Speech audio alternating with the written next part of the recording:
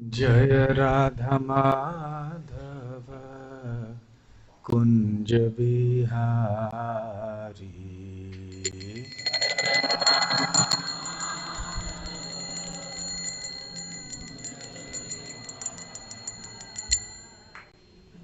जय राधा माधव कुंज बिहारी।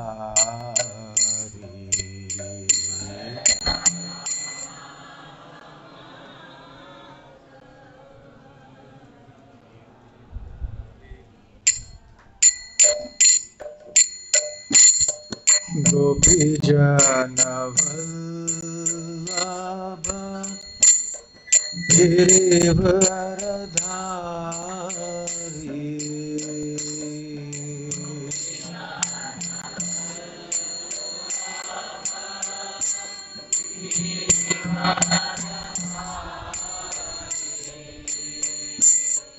गोपी जन वल्लभ गिरिवरधारी।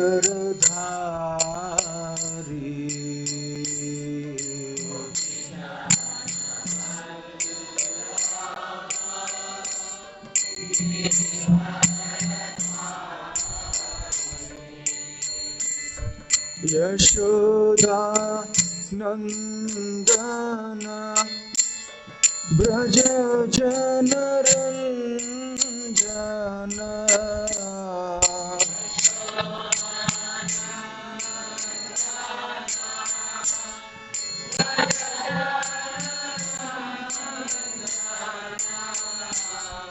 यशोदा नंदन ब्रज जनरंजन।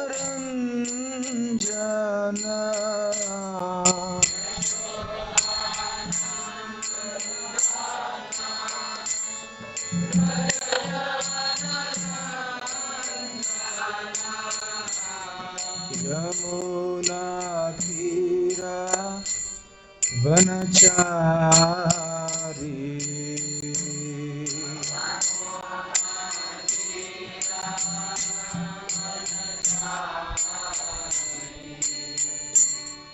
यमुना तीरा वनचारी।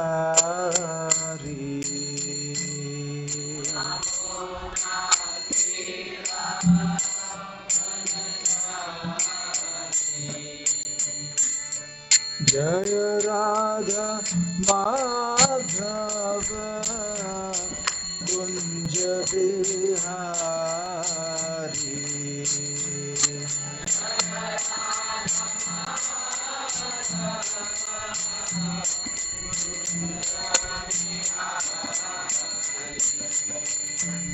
जय राधा माधव कुंज बिहारी।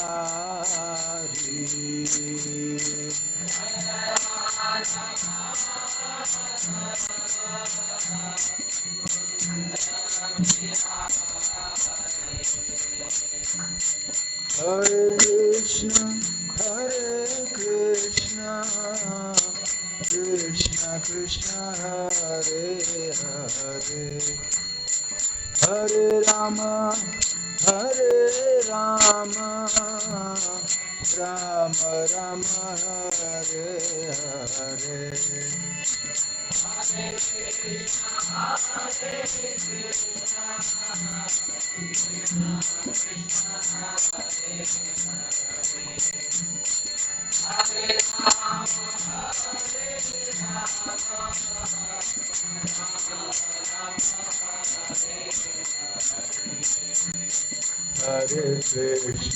हरे कृष्ण कृष्ण कृष्ण हरे हरे, हरे Ram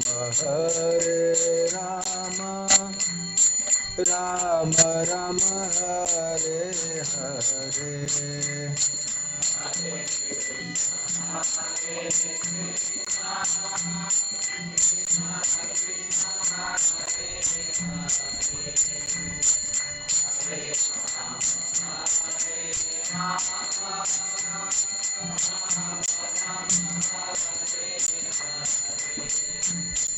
Hare Krishna, Krishna Krishna, Hare Hare, Hare Rama, Rama Rama, Hare Hare.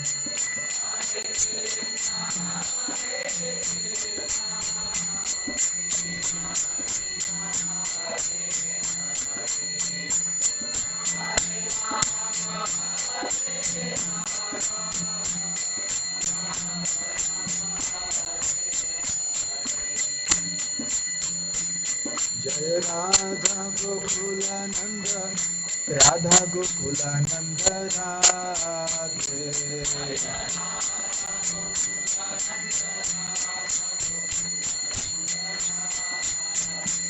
Jai Gauranitai, Gauranitai, Gauranitai, Jai Gauranitai.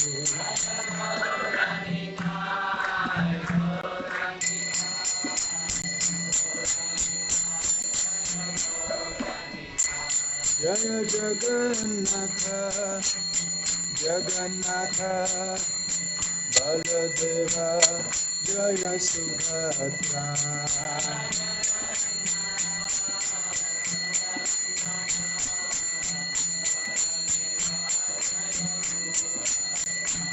Jaya Jaya Prabhupada, Prabhupada, Prabhupada, Jaya Jaya Prabhupada.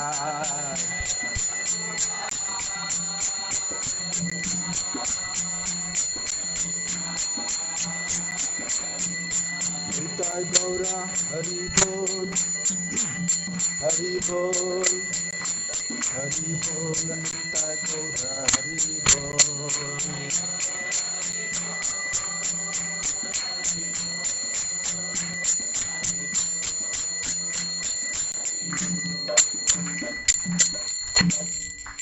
Jai Om Vishnupad Paramahansa Parivrajakaacharya Stotra Sat. His Divine Grace Abhay Charanaravind Bhakti Vedanta Swami Srila Prabhupada Ki Jai. Ananta Koti Vaishnava Vrinda Ki Jai. Shri Shri Radha Gokulananda Ki Jai. Shri Shri Gaur Nitai Ki Jai. Shri Shri Jagannath Baladev Subhadra Mai Ki Jai. Grantharaj Srimad Bhagavatam Ki Jai. Nitai Gaur Premanande. Samaveta Bhakta Vrinda Ki Jai. Samaveta Bhakta Vrinda Ki Jai. Samaveta Bhakta Vrinda Ki Jai. Shri Shri Guru Gauranga Ki Jai.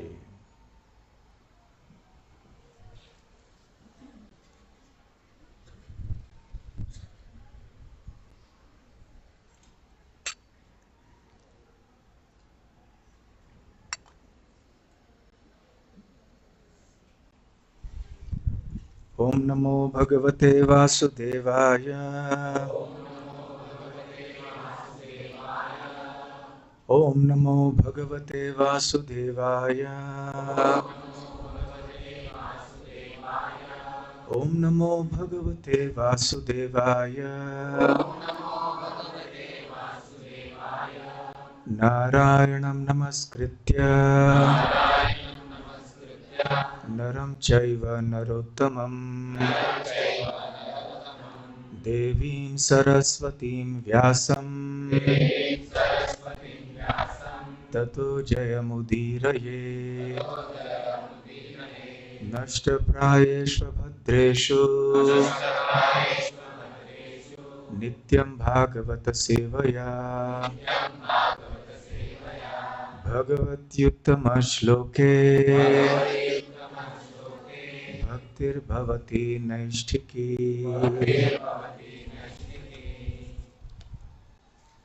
ग्रंथराज Shrimad Bhagavatam 8वां स्कंध 24वां अध्याय भगवान का मत्स्यावतार श्लोक संख्या 10।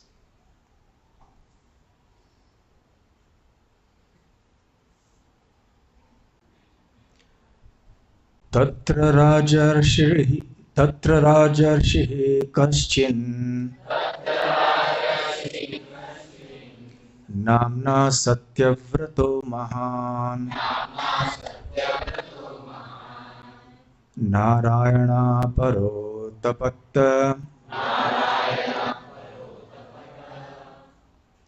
नारायणपरो तपः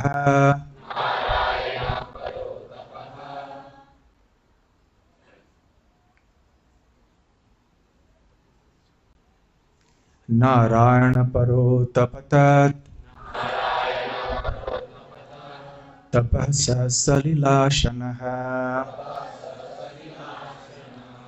तत्र राजर्षिः कश्चिन् नाम्ना सत्यव्रतो महान् नारायणो परः तपत्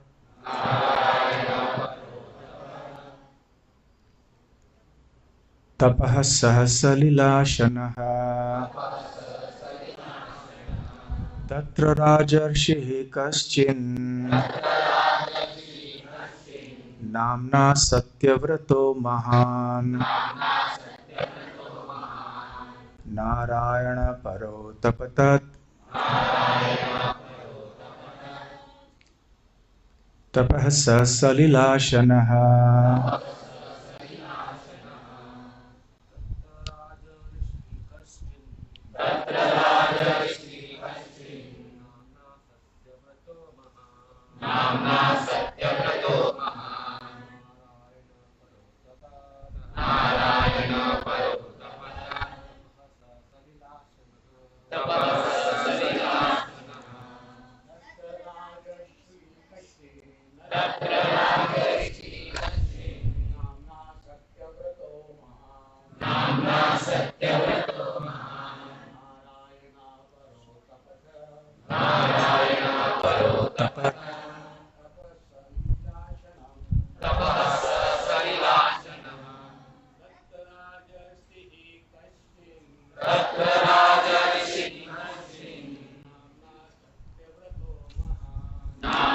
सत्यव्रतो महान्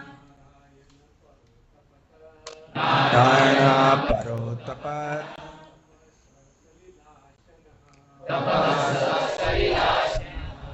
माताजी तो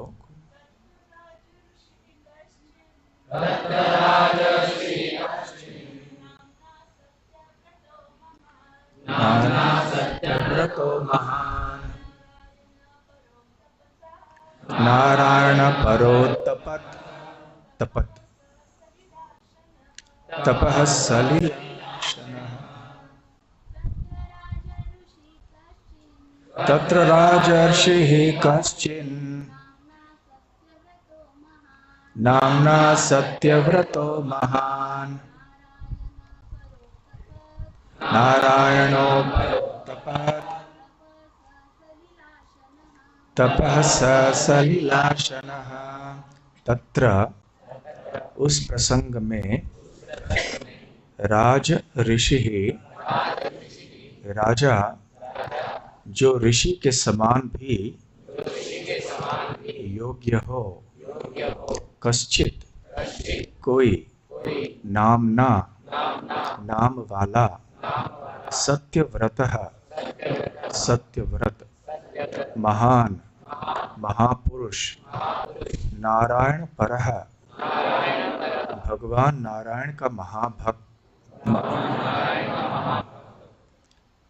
अतपत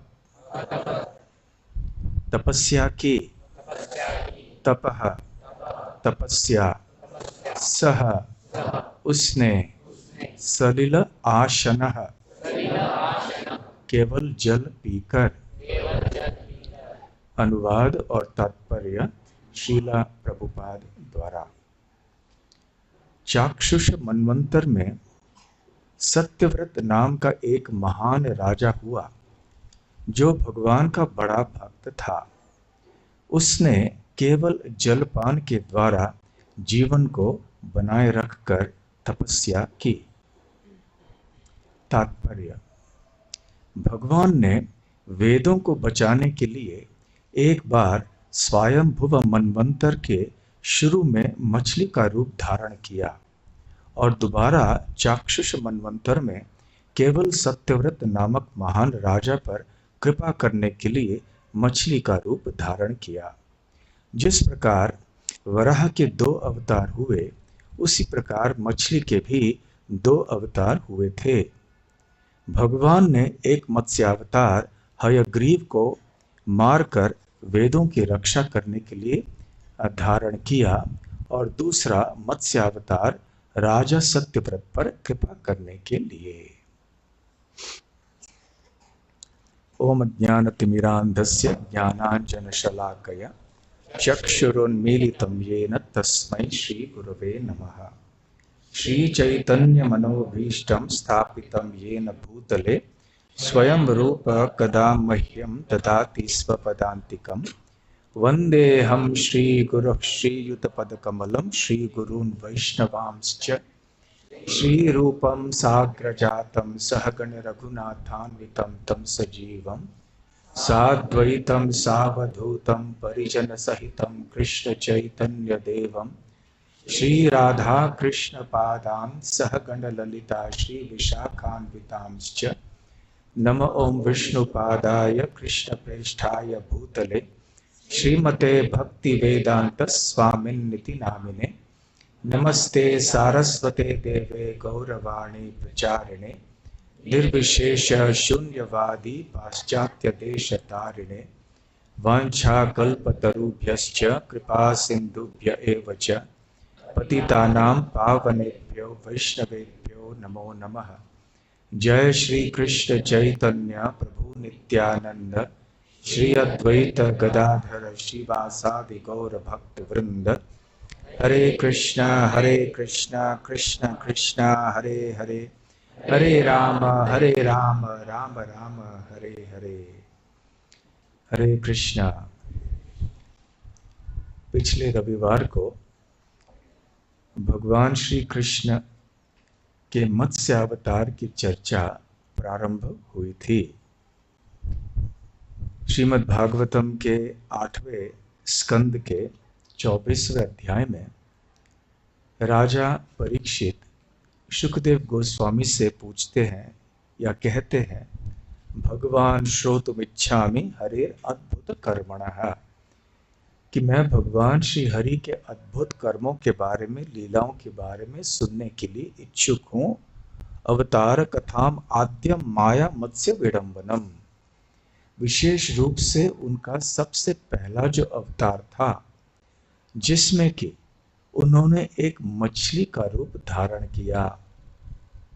और राजा परीक्षित कहना चाहते थे कि वैसे तो भगवान श्री हरि सदैव दिव्य रहते हैं, उनका कोई भौतिक संसार से संबंध नहीं है, फिर भी जब वो प्रकट हुए तो इस तरह के एक निम्न श्रेणी की योनि में क्यों प्रकट हुए, जो कि एक निंदनीय योनि है। कहने का तात्पर्य ये था, जब भगवान मनुष्य योनि में प्रकट होते हैं, जो कि श्रेष्ठ योनि मानी जाती है 84 लाख योनियों में, तब हम समझ सकते हैं, क्योंकि मनुष्य जीवन में इतने बड़े बड़े ऋषि हुए, मुनि हुए, मनुष्य जीवन में हम सब सत्संग कर सकते हैं, भगवान की प्राप्ति कर सकते हैं, परंतु मछली जैसे योनि, इसमें क्या किया जा सकता है। इसलिए ऐसे निंदनीय योनि में भगवान ने क्यों अवतार लिया, क्या उद्देश्य था उनका। साधारणतः जब भगवान अवतार लेते हैं अनेक उद्देश्यों की पूर्ति करते हैं, परंतु उनमें एक प्रमुख उद्देश्य ये होता है कि वो किसी उनके विशेष भक्त की रक्षा करना चाहते हैं। तो इस बार जब वो मत्स्य अवतार के रूप में प्रकट हुए तो किन की रक्षा की उन्होंने।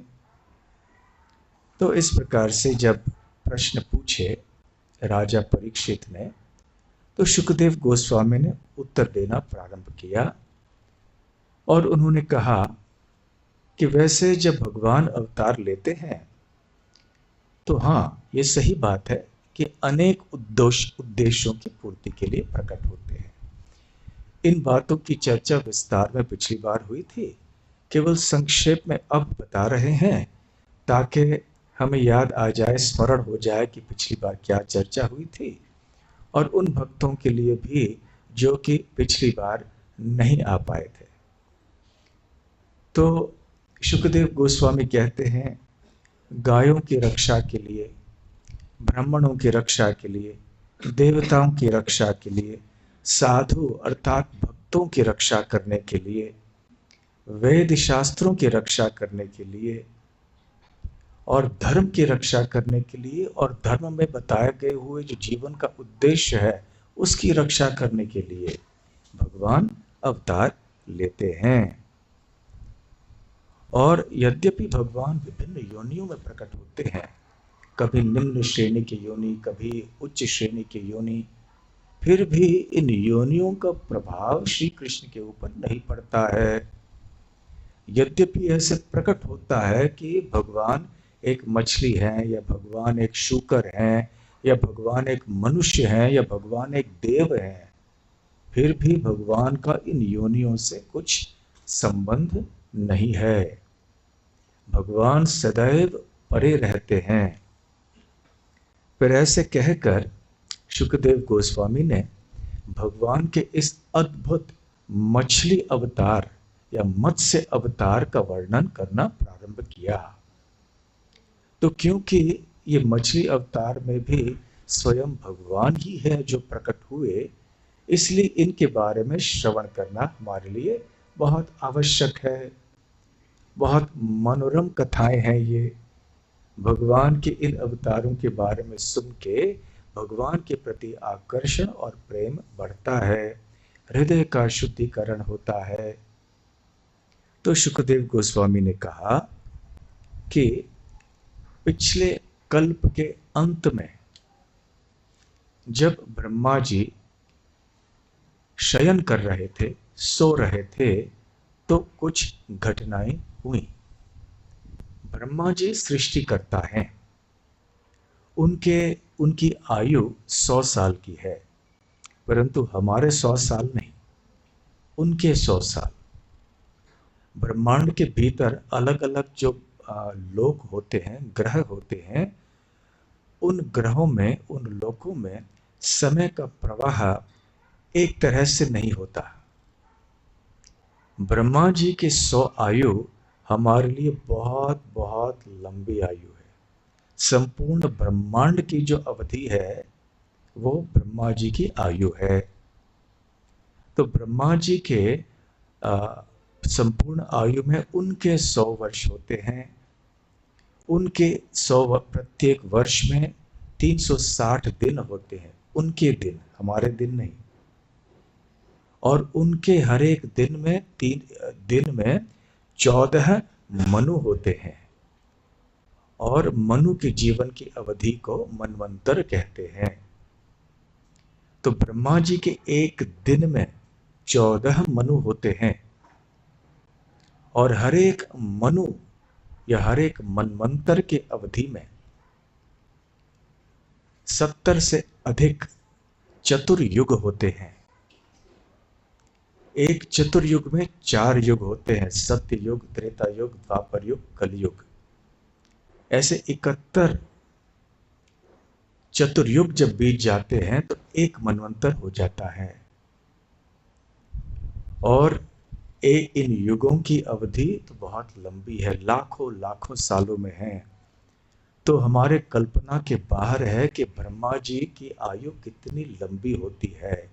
ब्रह्मा जी का एक दिन भी कितना लंबा होता है। तो ब्रह्मा जी के एक दिन को कभी कभी कल्प भी कहते हैं। तो कल्पांते, तो ब्रह्मा जी के पिछले दिन के अंत में वो जब सो गए, ब्रह्मा जी भी सो जाते हैं जैसे हम रात को सो जाते हैं, ब्रह्मा जी भी उनके दिन के अंत में विश्राम करते हैं, सो जाते हैं। और जब वो सो गए तो उस समय क्या हुआ, उनका ध्यान सृष्टि पर नहीं रहा। जब हम सो जाते हैं हमारा ध्यान नहीं रहता है ना, हम जागृत अवस्था में न होने के कारण हमारे व्यवसाय के ऊपर, घर के ऊपर, परिवार के ऊपर आदि ध्यान नहीं रह जाता। तो ठीक उसी प्रकार से ब्रह्मा जी की सेवा है सृष्टि का सृजन करना और पालन करना। तो जब ब्रह्मा जी सो जाते हैं तब ध्यान नहीं दे पाते हैं सृष्टि के ऊपर, तो उस समय एक भयंकर प्रलय हो गया और हो जाता है।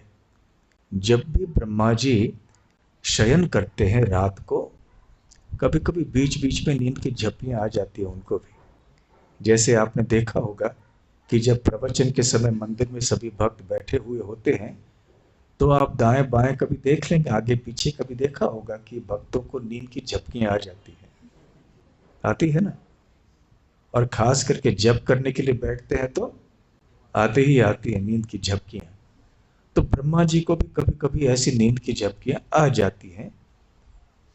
तो उस समय भी कभी कभी छोटे छोटे प्रलय हो जाते हैं। परंतु बड़ा प्रलय जब होता है जब ब्रह्मा जी सो जाते हैं पूरी तरह से रात को।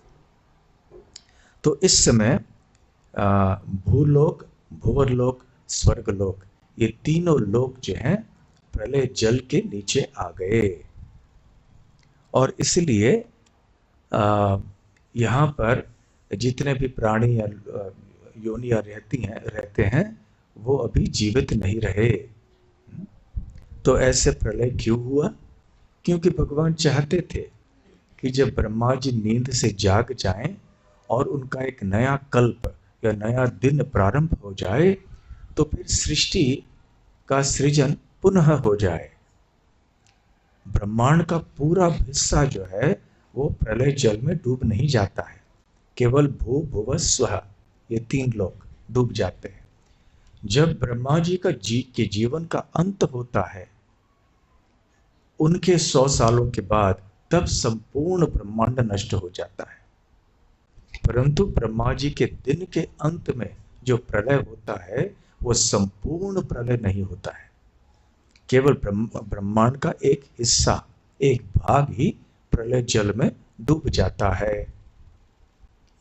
तो ब्रह्मा जी के सवेरा जब उनकी सुबह जब हो जाती है, उस समय जब सृष्टि का सृजन उन्हें करना पड़ता है प्रातः काल में, तब केवल भू भुव स्वः इन लोगों का पुनर्सृजन करना पड़ता है।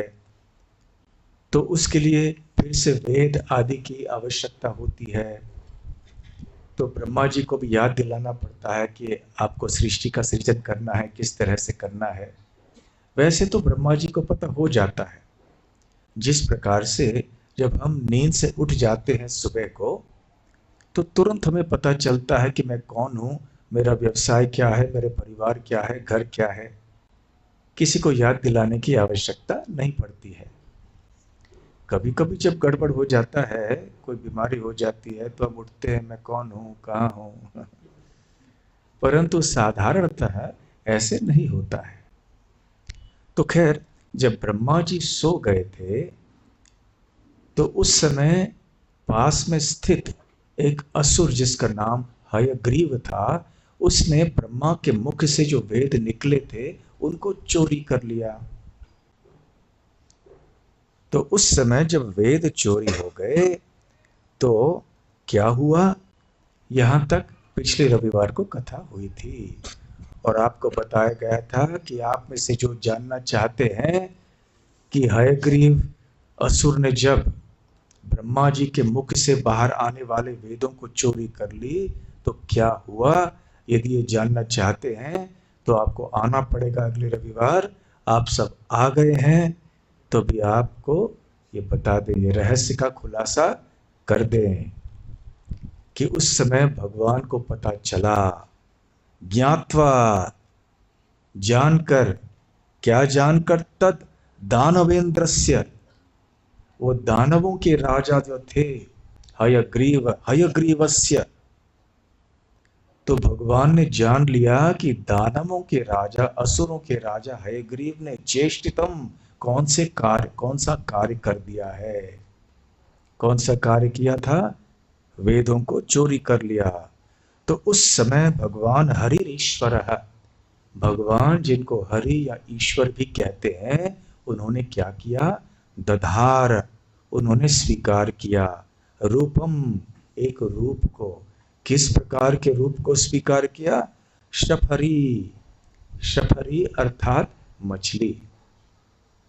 तो जब भगवान ने जान लिया कि हयग्रीव नाम के असुर ने ऐसे वेदों को चोरी कर लिया है, तो भगवान ने एक मछली का रूप धारण कर लिया।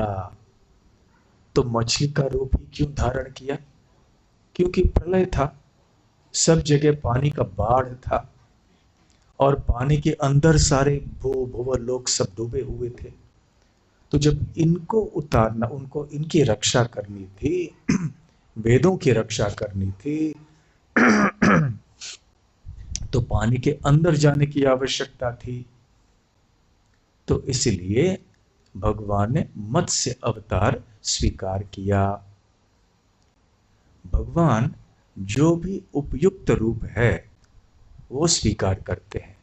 उनकी लीलाओं के लिए जो आवश्यक है, जो उपयुक्त है, ऐसे रूप को वो धारण करते हैं। तो इसलिए उन्होंने मछली का रूप धारण कर लिया।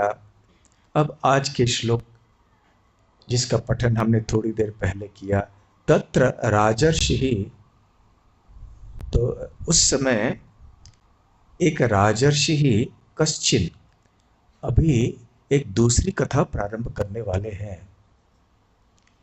शुकदेव गोस्वामी। अभी इसके पहले तक एक श्लोक में उन्होंने इतना ही कहा कि वेदों की रक्षा करने के लिए और हयग्रीव का वध करने के लिए भगवान प्रकट हुए। और इस श्लोक में जिसका पठन हमने अभी किया, इसमें शुकदेव गोस्वामी एक दूसरे मत्स्य अवतार का वर्णन करते हैं। और जैसे कि प्रभुपाद जी ने यहाँ तात्पर्य में स्पष्टीकरण किया है कि मत्स्य अवतार ब्रह्मा जी के इस दिन में या कल्प में 2 बार प्रकट हुए। पहली बार जब हयग्रीव ने ब्रह्मा जी के मुख से वेद चोरी कर लिए थे। तो जब ब्रह्मा जी का नींद से जागे थे, तो सबसे पहले ब्रह्मा जी के एक दिन में जो पहला मनमंत्र है, जिसको स्वयंभुव मनमंत्र कहते हैं, जिसमें मनु का नाम स्वयंभुव मनु है, उसमें वो प्रकट हुए और उन्होंने हयग्रीव का वध कर दिया और वेदों की रक्षा की, वेदों को बचा लिया। जबकि ब्रह्मा जी जागे, देखा कि अरे वेद कहाँ गए, वेदों को क्या हो गया। तो इस तरह से ब्रह्मा के ऊपर भी कृपा कर ली भगवान ने। तो ये पहला प्राकट्य था। ब्रह्मा जी के इस दिवस में पहले मनु के समय, स्वयंभुव मनु के समय वो प्रकट हुए। परंतु अब इस श्लोक में जो वर्णन हो रहा है, वो ब्रह्मा जी के इस दिन में ही एक अन्य मनु के समय जो घटना हुई उसका वर्णन हो रहा है। तो ये कौन से मनु हैं? ये छठे मनु हैं, जिनका नाम है चाक्षुष मनु। तो अब 7वां मनमंत्र चल रहा है। जिस मनमंत्र में हम रह रहे हैं, उस समय के, इस समय के जो मनु हैं, उनका नाम है वैवस्वत मनु, सूर्यदेव विवस्वान के पुत्र। तो यहां पर इस दूसरे बार जब मत्स्य अवतार प्रकट हुए, तो क्या हुआ? तत्र राजर्षि कश्चिन नामना सत्यव्रतो महान। शुकदेव गोस्वामी कहते हैं कि एक बहुत महान नारायण परह, अर्थात नारायण परायण एक भक्त थे, जो राजा भी थे, इसलिए उनको राज ऋषि कहते हैं। और उनका नाम था सत्यव्रत। और सत्यव्रत ने क्या किया? अतपत, उन्होंने तपस्या में अपने आप को स्थित कर लिया। और किस तरह की तपस्या की उन्होंने? तपः सह सलिलाशनः, सलिल अर्थात जल, आशनः अर्थात उन्होंने पान किया। तो देखिए कैसी भयंकर तपस्या उन्होंने की। कोई भोजन ग्रहण नहीं किया, केवल जलपान किया, बस इतना ही उन्होंने किया। और ऐसे जलपान करते करते उन्होंने आगे चल के वो सत्यव्रत राजा जो है वो अगले मनवंतर में स्वयं मनु बन गए। तो अगले श्लोक में शुकदेव गोस्वामी कहते हैं, यो सावस्मिन् महाकल्पे तनयः स विवस्वतः श्राद्ध देव इति ख्यातो मनुत्वे हरिणार्पितः। तो वही सत्यव्रत राजा अपने अगले जन्म में जब अगला मनवंतर का समय हुआ तो वो विवस्वान सूर्य देव के तनय या पुत्र के रूप में प्रकट हुए और उनका नाम था और है श्राद्ध देव इति ख्यातः। तो इस श्राद्ध देव नाम से वो विख्यात हैं। और मनुत्वे हरिण अर्पितः, तो हरिणा या हरि के द्वारा वो नियुक्त किए गए मनु के पद के लिए। तो मनु ये भी एक पद होता है। मनु शब्द से ही शब्द मनुष्य आता है। अंग्रेजी में शब्द मैन वो भी मनु से आता है। तो कौन निर्धारित करते हैं कि कौन मनु बनेगा या कौन नहीं बनेगा? भगवान स्वयं करते हैं। तो हर एक मनु के जीवन की अवधि में जितने भी बड़े बड़े देवता होते हैं वो भी नियुक्त किए जाते हैं। इंद्रदेव, चंद्रदेव, सूर्यदेव, वरुण देव, वायुदेव। तो हर एक मनु के समय, हर एक मनवंतर में देवता भी बदलते रहते हैं। जैसे मनु बदलते हैं देवता भी बदलते हैं। तो चाहे वो मनु हो या देवता हो, ये सब पद होते हैं। जिस प्रकार से जब चुनाव होता है किसी प्रजातंत्र में तो मंत्री बदलते हैं, तो ठीक उसी प्रकार से जब मनु बदलते हैं हर एक मनवंतर में तो फिर देवता बदल जाते हैं, मनु बदल जाते हैं। जो भी योग्य जीव होते हैं उनको ये पद प्रदान किया जाता है भगवान की कृपा से। और फिर ये अपने अपने जिम्मेदारियों को संभालते हैं। वायुदेव वायु का कार्य करते हैं, सूर्यदेव सूर्य का कार्य करते हैं और मनुदेव वो अपनी सेवा करते हैं। तो इस प्रकार से वही सत्यव्रत राजा जो चाक्षुष मनवंतर में राजा थे, अब 7वें मनवंतर में स्वयं मनु बन गए विवस्वान के पुत्र होकर। तो ऐसे शुकदेव गोस्वामी यहाँ पर वर्णन करते हैं। और सत्यव्रत राजा के समय, छठे मनु मनवंतर के समय ही, इससे पहले कि वो श्राद्ध देव या वैवस्वत मनु बने, एक बहुत महत्वपूर्ण घटना हुई। और अब शुकदेव गोस्वामी ये मत्स्य अवतार के दूसरे प्राकट्य का वर्णन प्रारंभ कर रहे हैं। संक्षेप में पहले प्राकट्य का वर्णन कर चुके हैं। क्या था वो? कि ब्रह्मा जी के मुख से जब वेद निकले, जबकि ब्रह्मा जी नींद में थे, तो हयग्रीव ने वेदों को चोरी कर लिया। तो भगवान ने भगवान मत्स्य अवतार के रूप में प्रकट हुए। उन्होंने वेदों की रक्षा कर ली, हयग्रीव का वध कर लिया, ब्रह्मा जी के पास वेदों को पुनः पहुंचा दिया। तो ये ब्रह्मा जी के इस दिन के पहले मनवंतर में, स्वयंभुव मनवंतर में हुआ। अब छठे मनु के समय किस प्रकार से प्रकट हुए मत्स्य अवतार के रूप में भगवान, ये अभी शुकदेव गोस्वामी कह रहे हैं। और जैसे कि हम बचपन से सुनते आए हैं, जब कहानियां प्रारंभ होती हैं तो कैसे प्रारंभ होती हैं? मराठी में आप क्या कहते हैं? एकदा एकदा एकदा, एक दिन। अंग्रेजी में कहते हैं वंस अपॉन अ टाइम, एकदा, एक बार एक राजा था, एकदा एक राजा होता।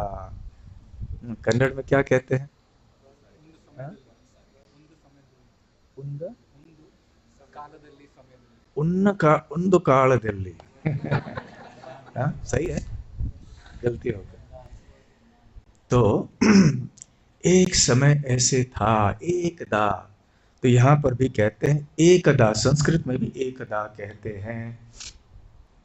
एकदा कृतमालायां कुर्वतो जलतर्पणम् तस्यांजल्युदके कचित् काचित् शफरी एक अभ्यपद्यत। तो सुखदेव गोस्वामी कहते हैं एकदा, एक बार, बहुत दिन हो चुके, इसका मतलब जब हम एकदा कहते हैं ना, बहुत दिन हो चुके। कृतमालायाम, कृतमाला नदी के तट पर, कुर्वतः कर रहे थे, क्या कर रहे थे? जल तर्पणम, जल तर्पण। जैसे पूर्वजों के लिए आदि सब करते हैं ना, तो कर रहे थे। तो कौन कर रहे थे? यही सत्यव्रत राजा, जिनका उल्लेख 2 श्लोक पहले हो चुका है। तो ये सत्यव्रत राजा कृतमाला नदी में थे और तर्पण, जल तर्पण कर रहे थे। तस्य अंजलि उदके कचित, उनके अंजलि में, अंजलि अर्थात उनके मुट्ठी में, तो तस्य उनके अंजलि में उदक, उदक अर्थात जल, थोड़ा सा जल लिया उन्होंने तर्पण करने के लिए। शफरी एक अभपद्यत, शफरी अर्थात मछली, अभपद्यत अर्थात प्रकट हो गई, उत्पन्न हो गई। तो अर्थात अचानक जब सत्यव्रत राजा ऐसे कृतमाला नदी में जल तर्पण कर रहे थे, उनके अंजलि में उन्होंने जल स्वीकार किया अर्पण करने के लिए। अचानक उन्होंने देखा कि अरे, यहां जल में तो मछली है। तो ये मछली स्वयं मत्स्य अवतार। परंतु उस समय राजा सत्यव्रत को पता नहीं था ये। उनको लगा कि जितनी छोटी सी मछली है, यह हथेली में आ गई। आगे चल के राजा सत्यव्रत ने क्या किया, ये हम इस प्रवचन में चर्चा नहीं करेंगे। क्यों? क्योंकि यहां जिस स्थान में मत्स्य अवतार प्रकट हुए, उस स्थान का उल्लेख है, इसलिए इस स्थान की महिमा का गान करने का प्रयास आज करेंगे।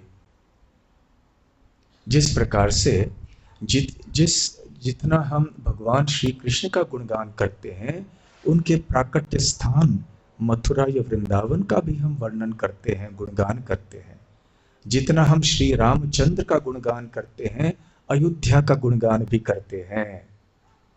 जितना हम श्री चैतन्य महाप्रभु का गुणगान करते हैं, उनके नवद्वीप धाम का भी गुणगान करते हैं। तो इसलिए जिस स्थान में मत्स्य अवतार प्रकट हुए थे, उसका उल्लेख इस श्लोक में आता है। तो वो स्थान क्या है? कृतमालायाम, कृतमाला नदी के तट पर। तो ये कृतमाला नदी कहाँ है? आप में से कोई बता सकते हैं? कृतमाला नदी, कृतमाला नदी का नाम, ये पुराना नाम है, संस्कृत नाम है, शास्त्रों में लिखा हुआ नाम है। परंतु आजकल ये तमिलनाडु में वैगई या भागाई नाम से जाना जाता है नदी। आप में से कोई तमिलनाडु के, तमिलनाडु में रहने वाले कोई भक्त नहीं है ना इधर? हाँ, कोई है? नए भक्त आए हैं, तमिलनाडु के भक्त है ना? वैगई नदी है ना? वैगई नदी को जानते हैं आप अच्छी तरह से? तो उसका पुराना नाम है कृतमाला। जैसे बेलगाम के पास नदी, छोटी नदी है, बहुत छोटी है, मलप्रभा कहते हैं, परंतु उसका पौराणिक नाम क्या है? मलापहारी। इससे मल का अपहरण करती है जो नदी। तो उसी प्रकार से ये कृतमाला नदी अभी वैगई के नाम से जानी जाती है, या भागाई भी। और ये नदी है जहाँ पर मत्स्य अवतार प्रकट हुए थे। तो ये वैगई नदी मलय पर्वत में से प्रकट होती है। मलय पर्वत का भी अलग नाम अभी तमिल भाषा में है, मुझे पता नहीं है, तो क्योंकि मैं तमिल भाषा नहीं जानता। तो जैसे और एक नदी है जहाँ से जो वहाँ से प्रकट होती है, तो दोनों नदियाँ जो हैं, ताम्रपर्णी नदी है वो, हाँ। तो ताम्रपर्णी नदी और वैगई कृतमाला नदी दोनों ही ये मलय पर्वत से प्रकट होती हैं और फिर बहते हुए तमिलनाडु प्रांत से जाके फिर समुद्र को मिल जाती है अपने अलग अलग स्थानों में। तो इसका एक प्राचीन इतिहास है। ऐसे बताया जाता है कि वहाँ के एक राजाओं की वंशावली थी जिनको पांड्य कहते हैं, पांड्य राजा बहुत प्रसिद्ध, जैसे चोल थे, पांड्य थे इत्यादि। तो पांड्य राजा थे। तो एक पांड्य राजा की पुत्री थी जिसका नाम था मीनाक्षी। अब ये मीनाक्षी जो राजकुमारी थी, ये पार्वती देवी के अवतार थी।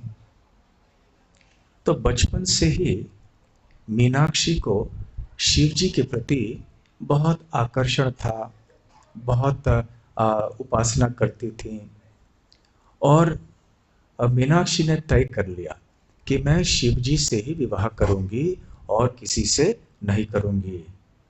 तो प्रारंभ में तो उनके पिता और उनकी माता वगैरह बहुत हैरान हो गए, ऐसे थोड़ी होता है। जैसे आपके घर में कोई बच्ची हो और जब विवाह का समय हो, और विवाह के समय में बच्ची कहे कि नहीं, मैं किसी मनुष्य के साथ विवाह नहीं करूंगी, मैं शिव जी के साथ विवाह करूंगी, तो आप क्या कहेंगे? आप कहेंगे ना, ऐसे थोड़ी होता है। परंतु ये लड़की साधारण लड़की नहीं थी, ये तो स्वयं पार्वती देवी थी। तो अंततः पांड्य राजा तैयार हो गए, शिव जी को निमंत्रण दिया गया, आइए आपका विवाह है। तो शिव जी आए, परंतु शिव जी कैसे बारात में नहीं आए। यहाँ कभी हम देखते हैं बारात जब चलती है ना, तो फिर वर को घोड़े के ऊपर बिठाया जाता है, शानदार वस्त्र पहनाए जाते हैं, पगड़ी वगैरह होती है ना, तो वाद्य आदि बजते हैं। परंतु शिव जी जब आए तो ऐसे अवस्था में नहीं आए, जैसे थे वैसे आए। शिव जी तो एक वैरागी हैं, एक तपस्वी हैं। उनके कंठ में सर्प हैं, शरीर पे श्मशान की धूली है का लेप लगा हुआ होता है। जटाधारी रूप में आए शिव जी विवाह के स्थान पर। वही वर, सब लोग देखिए, अरे ऐसे ये वर है, तो वर पे अच्छे कपड़े होने चाहिए, कुछ होना चाहिए। तो शिव जी जैसे वैसे आ गए। शिव जी है आखिर, साधारण व्यक्ति तो है नहीं। तो और अकेले आए, बस एक व्यक्ति साथ में थे। तो पांड्य राजा को बड़ा क्रोध आया कि अरे, अकेले आ गए विवाह के लिए। जब विवाह के लिए आते हैं तो वर के साथ इतने सारे रिश्तेदार आते हैं, मित्र आते हैं, बड़ी बारात आती है, और आप अकेले आ गए। मैंने इतना सारा भोजन आप सबके लिए बनाया है, कौन खाएगा? तो फिर उस समय शिव जी ने उनके साथ में जो व्यक्ति था कहा कि ये मेरे मित्र है, इनका नाम है कुंडोधर। ये एक असुर था, लेकिन शिव जी के साथ में थे, शिव जी की कृपा उसके ऊपर थी। ये व्यक्ति आपका सारा भोजन खा लेगा, चिंता मत कीजिए, एक व्यक्ति ये काफी है। तो फिर सारा भोजन था, विवाह वगैरह हो गया होगा उस समय। विवाह होने के बाद फिर कुंडोधर ने सारा भोजन अकेले ग्रहण कर लिया। अब प्यास लगी तो पानी चाहिए, तो वहां जितना भी पानी उपलब्ध था, थोड़े बहुत जो तालाब हुए होंगे, कुएं हुए होंगे, सब पानी पी लिया, सारा जगह सूख गया और प्यास लगी थी। मुझे जल चाहिए। अब जल कहाँ से लाए? पांड्य राजा बड़े हैरान हो गए, अब तो मेरे प्रांत में पानी ही नहीं रहा, इसने तो सब कुछ पी लिया, अब क्या किया जाए? तो फिर शिव जी ने कहा, कोई बात नहीं। उन्होंने अपने जटाओं को थोड़ा सा हिलाया, ज़्यादा नहीं, थोड़ा सा हिलाया ऐसे बस। और शिव जी के जटाओं में क्या है? गंगा जी है। जब गंगा जी प्रकट हुई थी, ऊपरी लोकों से पृथ्वी पर आई थी, तो शिव जी ने धारण किया था गंगा जी के जल को। इसलिए शिव जी का नाम गंगाधर है, जैसे हम शिवरात्रि को चर्चा कर रहे थे। तो शिव जी ने अपने जटाओं को थोड़ा सा हिला दिया, तो गंगा जल आ गया। तो गंगा जल से तृप्त हो गया ये कुंडोधर। और जब वो तृप्त हो गया, तो और जो जल बह रहा था शिव जी के जटाओं से, इसकी धारा इतनी ज्यादा थी कि वो नदी बन गई। और उस नदी को वही गई कहते हैं। आप में से जो तमिल भाषा जानते हैं, मैं यदि गलत बोल रहा हूं तो मुझे ठीक कर लीजिए। गई मतलब हाथ, वही मतलब आगे करो, ऐसे हमने पढ़ा है। सही है? नहीं? गई, वही गई। तो वही गई। तो शिव जी ने कुंडोधर से कहा था हाथ आगे करो, और क्योंकि उसने हाथ आगे किया था, उसमें फिर जल आ गया था, जल का पान किया था, इसलिए उस नदी का नाम हो गया वैगई। अभी आजकल भागई भी नाम से जाना जाता है। तो ये प्राचीन इतिहास है इस नदी का। तो कृतमाला ऐसे नाम हो गया, या तमिल भाषा में इसे वैगई या भागई कहते हैं। तो यहाँ पर श्रीमद् भागवतम के 10वें स्कंद में ये भी बताया गया है कि बलराम जी वहां पर गए थे। बलराम जी तीर्थ यात्रा में निकले थे। कुरुक्षेत्र के युद्ध जब हो रहा था, तो बलराम जी ने भाग नहीं लिया था ना युद्ध में। तो वो घूमते घूमते भ्रमण करते करते दक्षिण भारत में भी आए थे, और मलय पर्वत में आए थे, कृतमाला में स्नान किया, और ताम्रपर्णी नदी में भी स्नान किया उन्होंने। मलय पर्वत में ऐसे भागवत में बताया गया है कि उन्होंने अगस्त्य ऋषि का दर्शन किया, क्योंकि कृतमाला नदी वहां से भी बह रही थी। तो बलराम जी ने वहां भी स्नान किया, प्रणाम किया अगस्त्य ऋषि को। अगस्त्य ऋषि ने आशीर्वाद दिया बलराम को। बलराम ने आशीर्वाद स्वीकार करके अपनी तीर्थ यात्रा जारी रखी। अगस्त्य ऋषि का नाम सुनकर मुझे एक घटना याद आ रही है। जब मैं श्री राधा गोपीनाथ मंदिर चौपाटी में रहता था, मैं भी राधा गोपीनाथ मंदिर प्राय शुरू हो ही गया था, 1 साल 2 साल हो गए थे उस समय मंदिर को शुरू हुए हुए। तो जब मैं मंदिर में अंदर आया, प्रवेश किया एक बार, तो एक मैंने विदेशी व्यक्ति को देखा अंदर। तो विदेशी व्यक्ति को देखकर सोचा अच्छा ये आए हैं व्यक्ति, तो मैंने बात करना शुरू कर दिया। बहुत दुखी लग रहा था वो, आंखों में आंसू थे, बहुत दुखी सा लग रहा था।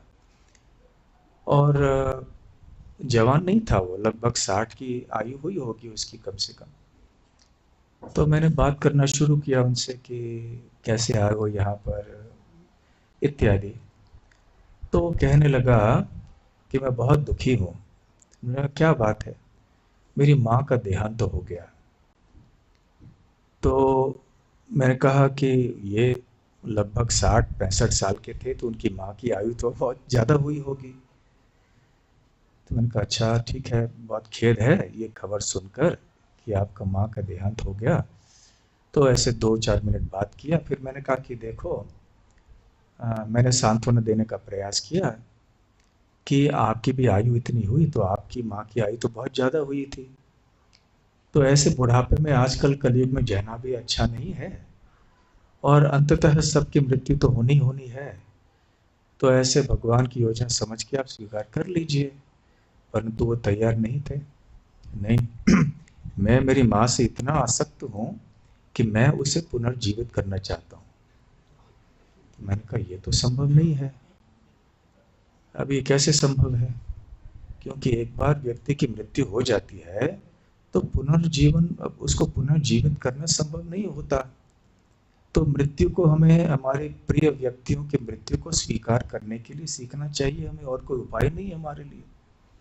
कहा नहीं नहीं, मैंने किताब पढ़ा था, इस किताब में लिखा था कि अगस्त्य ऋषि के पास ऐसी योग शक्ति है कि वो एक मृत व्यक्ति को भी जीवित कर सकते हैं, और मैं अगस्त्य को ढूंढने के लिए आया हूं। तो मैंने कहा अमेरिका से यहाँ आए अगस्त्य ऋषि को ढूंढने के लिए, ताकि वो आपके माँ को पुनर्जीवित कर सके? बोला हाँ। तो मुझे बड़ा आश्चर्य हुआ, तो मुझे पता नहीं था इसकी मानसिक स्थिति ठीक नहीं है, ऐसा कुछ है क्या है। खैर कभी कभी क्या है, ऐसे दुख में व्यक्ति कुछ कर भी देता है, बोल देता है। मैंने कहा कि देखो ऐसे तो संभव नहीं है। तो अगस्त्य ऋषि हैं, कहाँ रहते हैं? मैंने कहा देखिए पहले वो उत्तर में रहते थे, परंतु क्या हुआ कि एक कथा है, पौराणिक कथा, जो अभी मैं बताना नहीं चाहूंगा क्योंकि विषयांतर ज्यादा हो जाएगा। परंतु अगस्त्य मुनि ने ये देखा कि वो विंध्या पार करके गए, क्योंकि विंध्या पर्वत बहुत ऊंची ऊंची ऊंची होती जा रही थी और दक्षिण में कोई सूरज ही नहीं आ रहा था। तो फिर अगस्त्य मुनि ने दक्षिण प्रांतों की रक्षा के लिए विंध्या पार किया और कहा विंध्या से कि जब तक मैं लौट के न आऊं तुम और बढ़ोगे नहीं। और उसके बाद अगस्त्य मुनि दक्षिण में ही रहे और विंध्या पार करके वापस गए ही नहीं। इसलिए विंध्या पर्वत जैसे है वैसे है, और सूरज की रोशनी दक्षिण भाग में भी पड़ती है। तो मैंने ये पहले से पढ़ा था, ये पौराणिक कथा तो मुझे पता था उस समय कि तमिलनाडु प्रांत में लगभग रहते हैं वो। परंतु मैंने उनसे कहा कि देखो पुराणों में ऐसे यद्यपि कहा गया है और अगस्त्य ऋषि आज भी शायद जीवित हैं, परंतु आप और हम जैसे साधारण व्यक्ति उनको देख नहीं पाएंगे, क्योंकि भागवत में ऐसे लिखा गया था बलराम जी मिले थे उनसे, बलराम देख सकते हैं उनको, कृष्ण देख सकते हैं, बड़े बड़े जो ऋषि मुनि हैं हो सकते हैं वो देख सकते हैं, परंतु हम और आप जैसे साधारण व्यक्ति तो नहीं देख सकते उनको। तो आप मत जाइए, मेरी सलाह ये है कि आप यहाँ भगवान कृष्ण हैं, देखिए इनके शरण में आप रहिए, आप हम सब के बीच में रहिए। हालांकि यहाँ कोई रहने का स्थान, उस समय कोई स्थान नहीं था रहने के लिए वहां, छोटा सा कमरा था, वो कमरे में हम सब लोग रहते थे। तो अभी यहाँ हम सब के बीच में रही, चाहे तो आप होटल में रह जाइए, यहाँ पे आइए रहिए।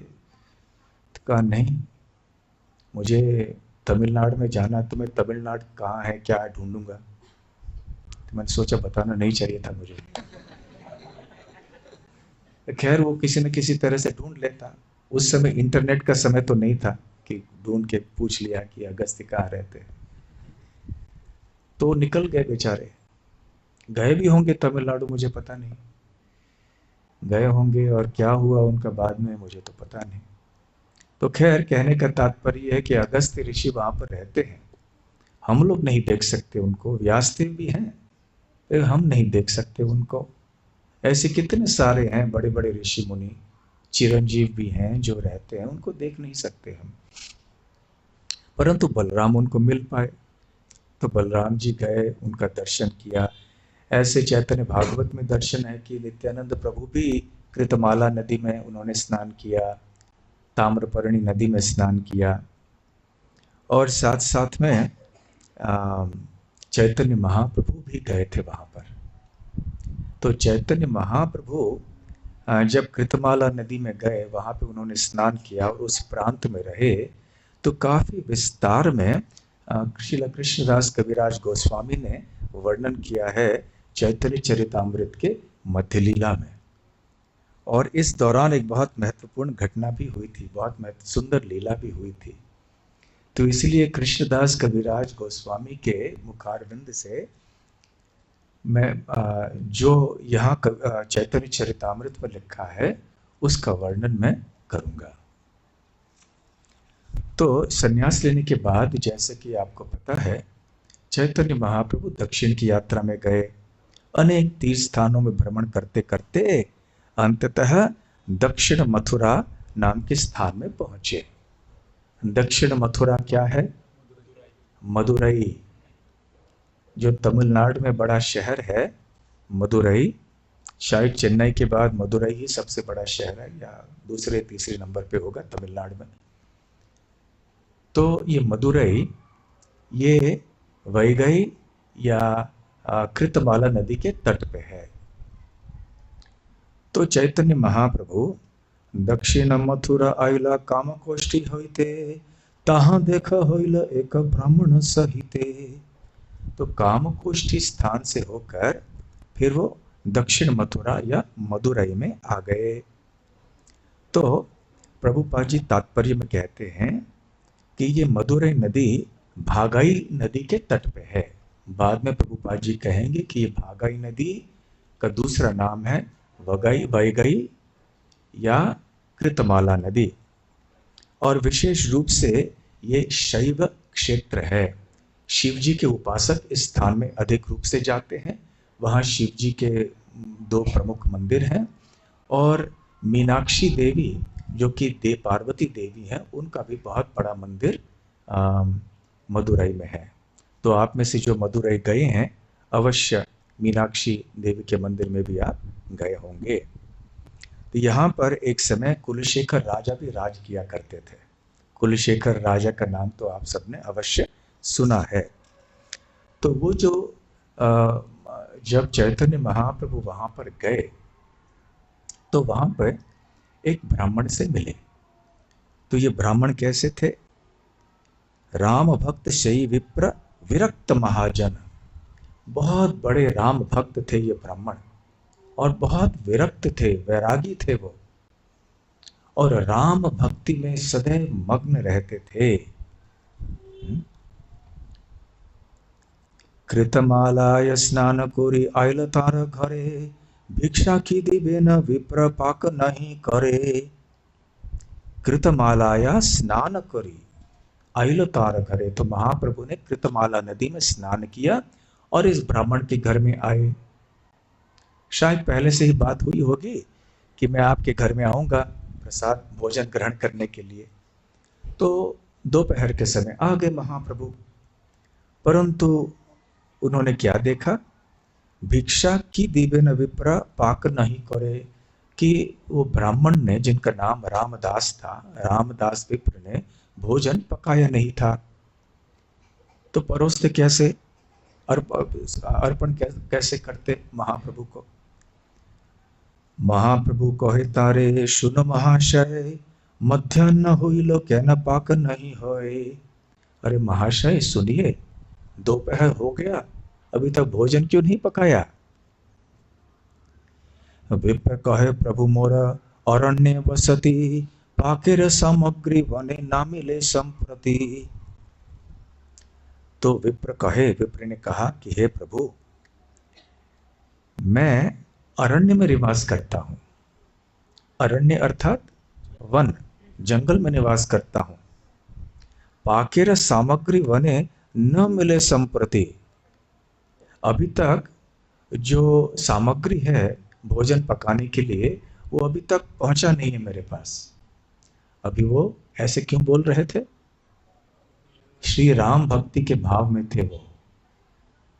राम के इतने बड़े भक्त थे ना, तो राम के बारे में ही सोच रहे थे, और राम कैसे वनवास में गए हैं, लक्ष्मण के साथ में हैं, सीता देवी उनके साथ में हैं। तो इसी भाव में वो बस मस्त थे। तो अपने घर में रहते हुए भी वो सोच रहे थे कि मैं अभी वन में हूं और अभी तक भोजन पका नहीं है। तो महाप्रभु ने सुना, अरे आश्चर्य हो गया उनको।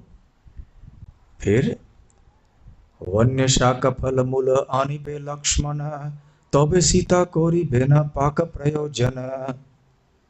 वो कहने लगे, जब लक्ष्मण जो भी वन में गए हैं कंद मूल आदि सब लाने के लिए, वनस्पति, जब लक्ष्मण लौट के आएगा तब सीता देवी जो है वो भोजन बनाएगी, तब हम खाएंगे। अब चैतन्य महाप्रभु भी भूखे थे। अब ये सोच रहे कब लक्ष्मण आएंगे और कब सीता देवी भोजन बनाएंगी और कब फिर भोजन मिलेगा। परंतु महाप्रभु इतने प्रभावित हुए इस रामदास विप्र के भाव से कि वो भी बड़े प्रसन्न हुए। और उपवास करने में उनको कोई आपत्ति नहीं थी। तार उपासना सुनी प्रभु तुष्ट होइला, अस्तव्यस्ते সেই विप्र रंधन करिला। तार उपासना सुनी प्रभु तुष्ट होइला।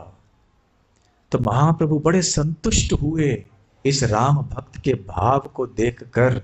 इतने भाव विभोर हो गए थे वो। महाप्रभु को ये देखकर बड़ी प्रसन्नता हुई। परंतु रामदास विप्र प्रसन्न नहीं थे, अस्त व्यस्त हो गए थे। रंधन कुरीला, जोर जोर से रोने लगे वो। तो क्यों रोने लगे? फिर अंततः वो उन्होंने पकाना भोजन शुरू कर दिया, रंधन करीला। तो भोजन पक्का जब शुरू किया, भोजन बनाना, 3 बज गए थे। प्रभु भिक्षा कोइला दिनेर तृतीय प्रहरे, निर्विण्ण से विप्र उपवास करे। तो इस प्रकार से महाप्रभु ने तृतीय प्रहरे, जब दोपहर समाप्त हो चुका था, 3 लगभग दोपहर के 3 बज गए थे, तब जाकर महाप्रभु ने प्रसाद लिया। परंतु जो ब्राह्मण थे वो बहुत दुखी थे। उन्होंने भोजन ग्रहण नहीं किया, उपवास किया उन्होंने। तो क्यों उपवास किया? प्रभु कहे विप्र काहे कर उपवास, कहना है तो दुख कहना कर हुताश। तो महाप्रभु ने उनसे पूछा कि अरे हे विप्र, तुम उपवास क्यों कर रहे हो? इतने दुखी क्यों हो? क्यों चिंतित हो? इतने हताश क्यों हो गए हो? विप्र कहे जीवन मोर नहीं प्रयोजन, अग्नि जले प्रवेशिया छाड़िबो जीवन। जीवन मोर नहीं प्रयोजन, मेरी जीवित रहने की कोई इच्छा नहीं है। अग्नि जले प्रवेशिया छाड़िबो जीवन, अग्नि में या तो जल में प्रवेश करके मैं आत्महत्या करना चाहता हूं। क्यों? क्यों आत्महत्या करना चाहते हैं? क्यों इतना दुखी हो गए हैं रामदास विप्र? जगन माता महालक्ष्मी सीता ठाकुरानी, राक्षस स्पर्शील तारे यह कहानी सुनी। तो उनके दुख का कारण था जगन माता महालक्ष्मी सीता ठाकुरानी को राक्षस स्पर्शिला, राक्षस रावण ने स्पर्श किया। इसके बारे में मेरे कानों तक खबर पहुंची कि सीता देवी जो स्वयं महालक्ष्मी है, तो उनका स्पर्श राक्षस रावण ने किया। ये खबर मेरे कानों तक पहुंची है और इससे मुझे बहुत ज्यादा दुख हुआ है।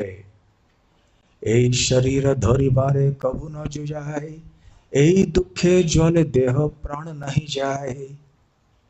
तो मेरे दुख के कारण मैं मेरे शरीर के अंदर प्राण को धारण करके नहीं रख पा रहा हूं, और इसलिए यद्यपि मेरा शरीर जल रहा है, फिर भी मेरा प्राण शरीर छोड़ के नहीं जा रहा है। तो चैतन्य महाप्रभु को बड़ा आश्चर्य हुआ। तो उन्होंने कहा, प्रभु कहे ए भावना ना करी हो आर, पंडित हो ना कहने ना कर हो विचार। अरे आप तो बड़े पंडित हैं, इस तरह से सोचिए मत। आपको जान लेना चाहिए। क्या जान लेना चाहिए? ईश्वर प्रेयसी सीता चिदानंद मूर्ति, प्राकृत इंद्रियर तारे देखित नहीं शक्ति। सीता देवी ईश्वर प्रेयसी है, चिदानंद मूर्ति है, उनका सच्चिदानंद विग्रह है। भौतिक पदार्थों से उनका शरीर नहीं बना हुआ है। प्राकृत इंद्रियर तारे देखिते नहीं शक्ति।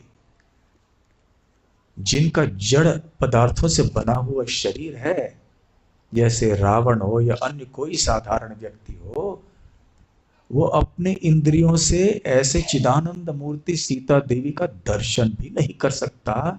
स्पर्श करने की बात तो दूर रही। स्पर्शी बार कार्य आचुक न पाए दर्शन, सीतारा आकृति माया होरिल रावण।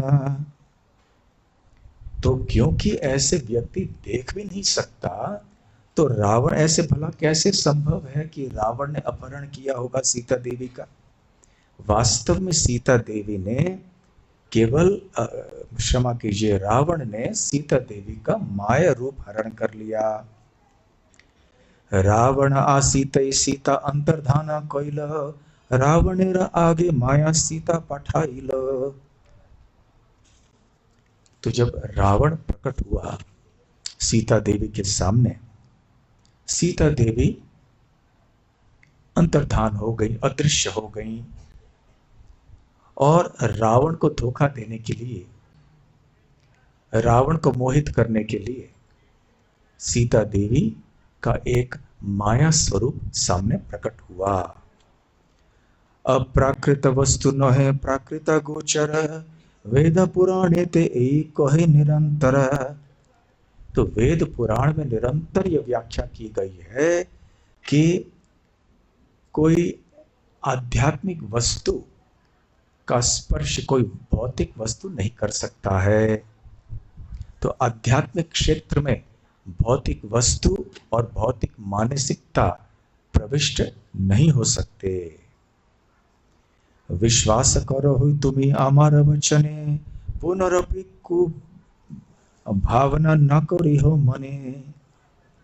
तो मेरे शब्दों में श्रद्धा रखो हे रामदास, और इस प्रकार का दुख कभी भी जीवन में नहीं करो, और ये गलत धारणा मन में नहीं रखना कि सीता देवी का अपहरण रावण ने कर लिया। रावण ने जिस रूप का अपहरण किया वो केवल माया सीता थी। तो ब्राह्मण ने जब चैतन्य महाप्रभु के मुखारविंद से ये बात सुनी तो उनका हृदय थोड़ा संतुष्ट हो गया। अच्छा, तो मेरे आप पूजनीय सीता देवी का स्पर्श रावण ने नहीं किया, ठीक है ठीक है, तब मैं प्रसाद ले लेता हूँ। तब बड़े आनंद से फिर उस रामदास विप्र ने प्रसाद ग्रहण कर लिया। तो इस प्रकार से वहां पे कृतमाला नदी में स्नान करके मदुरई में ऐसे रामदास विप्र का संग किया और ये लीला वहां पर घटी। परंतु श्री चैतन्य महाप्रभु जब दक्षिण मथुरा छोड़कर आगे चले गए तो कृतमाला के तट से ही चलते गए, और चलते चलते कहाँ पहुंचे? तारे आश्वासिया प्रभु कोरिला गमन, कृतमालाय स्नान कोरी आइला दुर्वसन। तारे आश्वासिया, उनको आश्वासन देके प्रभु कोरिला गमन, फिर प्रभु महाप्रभु चले अपनी यात्रा में। कृतमालाय स्नान कोरी आइला दुर्वसन, फिर कृतमाला नदी में स्नान किया और दुर्वसन नाम के स्थान में आ गए। तो दुर्वसन का दूसरा नाम है दर्भ शयन, जो कि प्रभुपाद जी अगले श्लोक में कहते हैं। तो दुर्वसन या दर्भ शयन में क्या है? दुर्वसने रघुनाथे कोइलो दर्शन, महेंद्र शैले परशुरामेर कोइलो वंदन।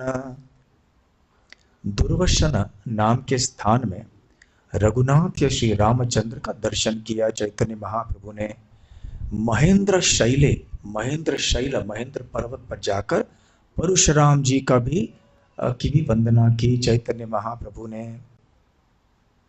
प्रभुपाद जी तात्पर्य में कहते हैं कि दुर्वसन या दर्भ शयन ये तिरुपुल्लानी नाम के स्थान के पास में है, शहर के पास में है। इसका उच्चारण क्षमा कीजिए, मैं ठीक से नहीं कर रहा हूँ, आप ऐसे तमिल भाषी जो है आप बुरा मत मानिए। तिरुपुल्लानी ये शहर का नाम है, दर्भ शयन। तो इसके पीछे भी एक लीला है। लीला ये है कि जब श्री रामचंद्र चित्रकूट में थे वनवास के समय, तो एक असुर आया जिसका नाम था कुरंग। तो ये कुरंग ने सीता देवी का स्पर्श करने का प्रयास किया। तो उस समय भगवान रामचंद्र ने एक कुश घास के तिनकों को उठाया और उसके अस्त्र के रूप में प्रयोग करके इस कुरंग आ, का वध कर दिया। तो बाद में श्री राम सोच रहे थे कि ये जो कुश घास का तिनका है, इसने मेरी इतनी सेवा की, ये अस्त्र बन गया मेरे लिए और सीता देवी की रक्षा की, तो मैं इसके ऊपर भी कृपा करना चाहता हूँ। तो जब श्री रामचंद्र समुद्र के तट पे आए थे और समुद्र देव की प्रतीक्षा कर रहे थे कि कब वो हमें लंका जाने के लिए एक मार्ग बना देंगे ताकि जल के भीतर से हम चल सकें, तो उस समय उन्होंने उसी कुशाग्रास का एक आसन बनाया और उसी आसन के ऊपर उन्होंने शयन किया। तो कुश घास का नाम तो आपने सुना है। कुश और दर्भ घास दोनों एक ही है। दर्भ घास हो, कुश घास हो।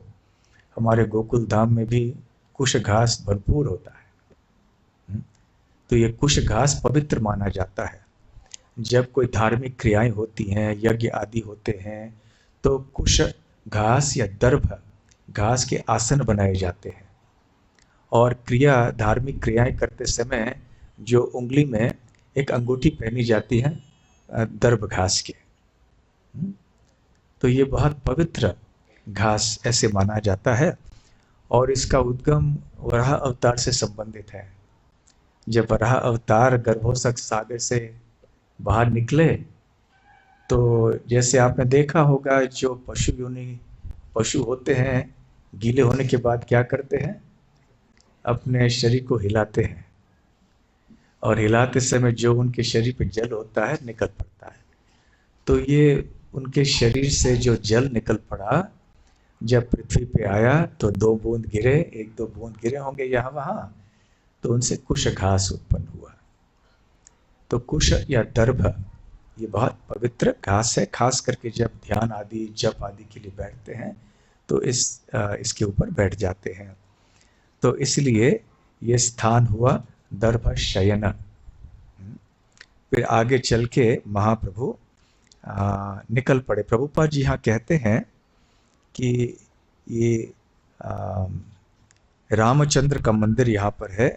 आगे चल के चैतन्य महाप्रभु सेतु बंध गए रामेश्वर, जहाँ पे उन्होंने धनुष तीर्थ नाम के स्थान में स्नान किया, और फिर रामेश्वर मंदिर में गए और लौटकर आए। वहाँ पर उन्हें कूर्म पुराण के कोई पन्ने मिले, जिनमें ये बताया गया था कि कैसे वास्तव में जो भी उन्होंने रामदास विप्र को कहा था, जैसे कि वैसे ही वहाँ पे वर्णन था उस कूर्म पुराण के पन्नों में, कि वास्तव में पतिव्रता शिरोमणि जानक नंदिनी जग तेरा माता सीता राम रे गृहिणी, कि सीता देवी श्री राम की पत्नी है, जगत माता है। और जब रावण अपहरण करने आ गया सीता देवी का, तो उस समय सीता देवी ने अग्निदेव का शरण ग्रहण किया। तो अग्निदेव ने सीता देवी के शरीर को ढक लिया और रावण के सामने एक माया स्वरूप रख लिया सीता देवी का। तो जिस सीता देवी का अपहरण रावण ने किया वो माया सीता थी, और सीता देवी जो असली सीता देवी है वो अग्निदेव के साथ रही। और एक श्लोक में बताया गया है कि पार्वती देवी भी वहां पर थी।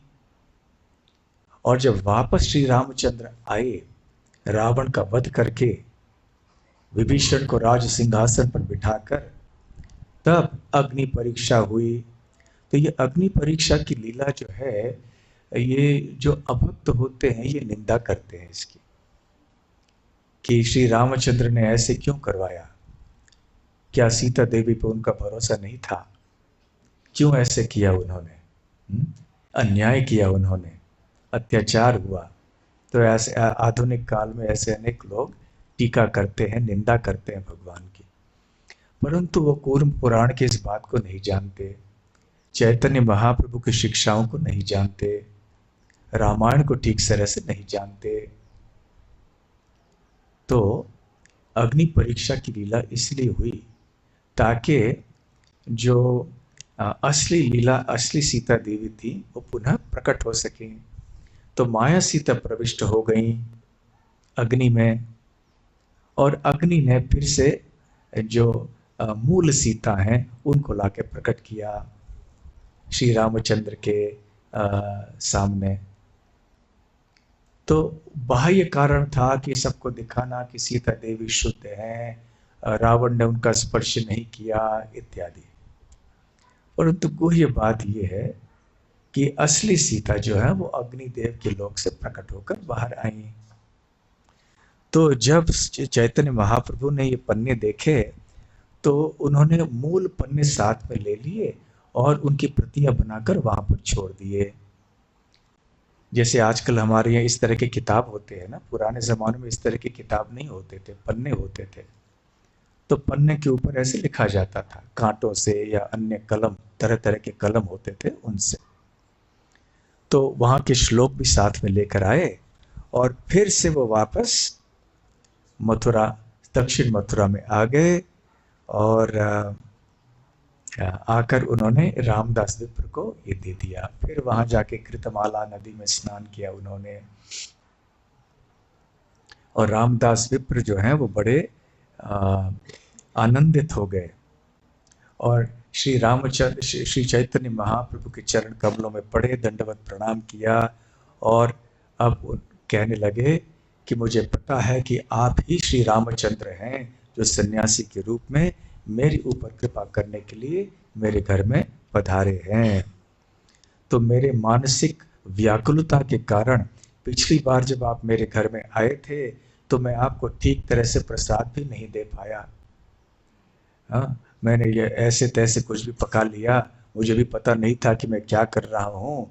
मैं उस समय भाव विभोर था, दुखी था, परंतु अब मैं बड़े हर्षित अवस्था में हूँ, तो मुझे अच्छी तरह से भोजन खिलाने की अनुमति दे दीजिए।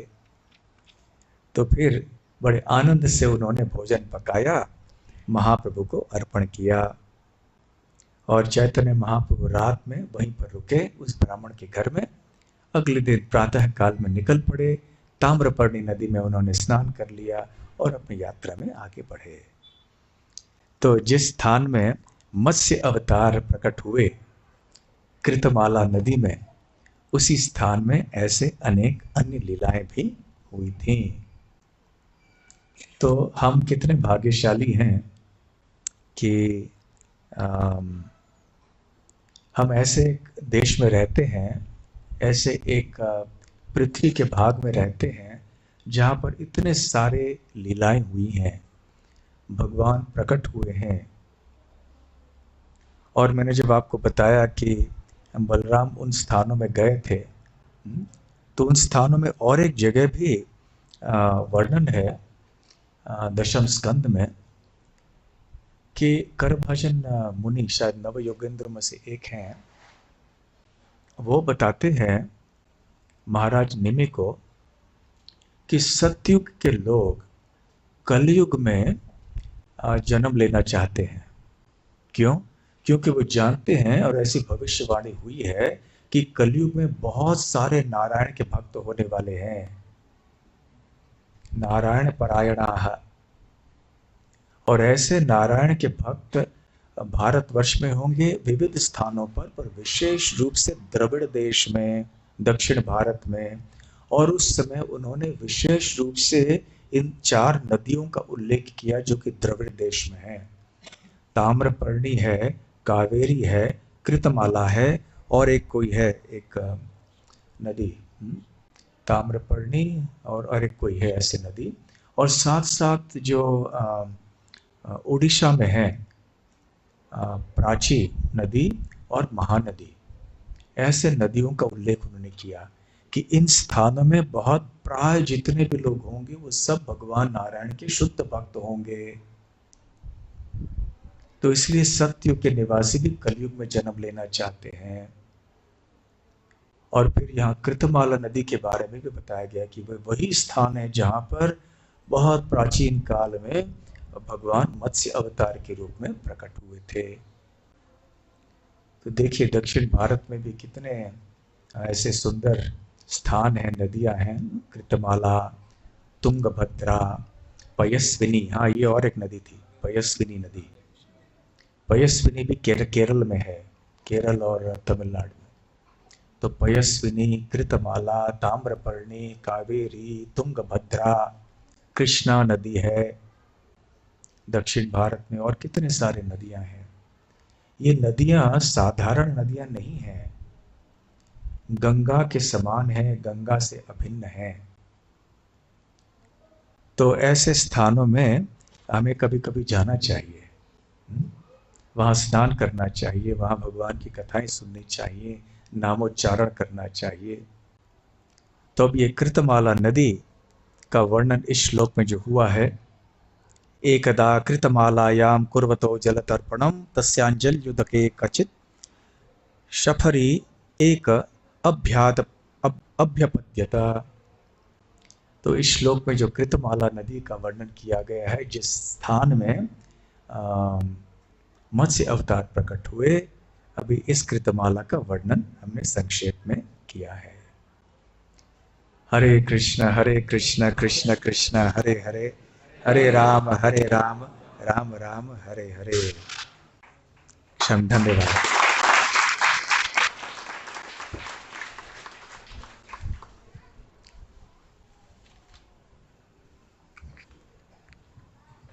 श्री मत्स्य अवतार की जय, श्री कृतमाला नदी की जय, गौर प्रेमानंदे।